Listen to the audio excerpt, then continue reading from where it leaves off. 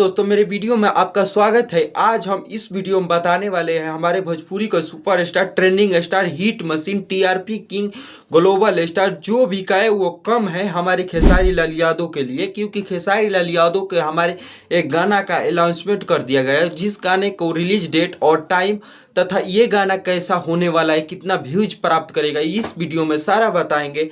पहले बताते हैं खेसारी लाल यादव हमारे और शिल्पी राज की आवाज़ में ये गाना आ रहा है। जब खेसारी लाल यादव हमारे हिट मशीन और भोजपुरी की एकदम गायिका, सुपर हिट गायिका यानी कि शिल्पी राज के साथ जब गाना आ जाए तो एकदम मस्त भाई, व्यूज के तो तबातोड़ लाइन लगा देगा।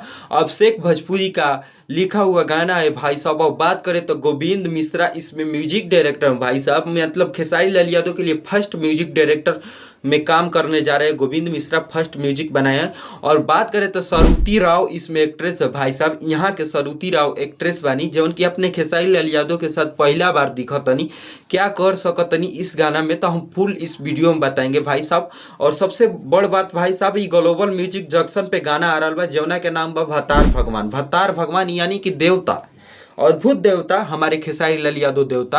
रौरा कुछ करके जाइम इस गाना में, कैसे कि ई गाना रौरा के अंदाजा बा कि एकदम 500 मिलियन तो व्यूज तो कुछ ना समझी भाई। 500 मिलियन तो 1 से 2 महीने के अंदर प्राप्त कर ली।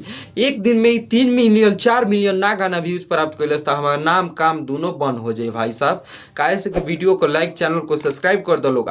खेसारी लाल यादव को ई गाना का रिलीज डेट आप लोग को बता दी। ई गाना के कल रिलीज डेट और टाइम डेट पता चल जाए, कैसे कि कल इसका ट्रेलर रिलीज हो जाएगा। तो आप लोग कितने लोग एक्साइट हैं खेसारी लाल यादव को ये गाना सुनने के लिए, देखने के लिए, तो मेरे वीडियो को लाइक तथा चैनल को सब्सक्राइब करना मत भूलिएगा। क्योंकि जैसे ही मुझे पता लगता है रिलीज डेट, टाइम कब आ रहा है गाना खेसारी लाल यादव को, तैसे ही आपके पास हम न्यूज लेकर आते हैं और कितना व्यूज प्राप्त करेगा। हमारे खेसारी फैंस से आशा है कि वीडियो को लाइक ही नहीं, चैनल को सब्सक्राइब ही करके जाएंगे। धन्यवाद।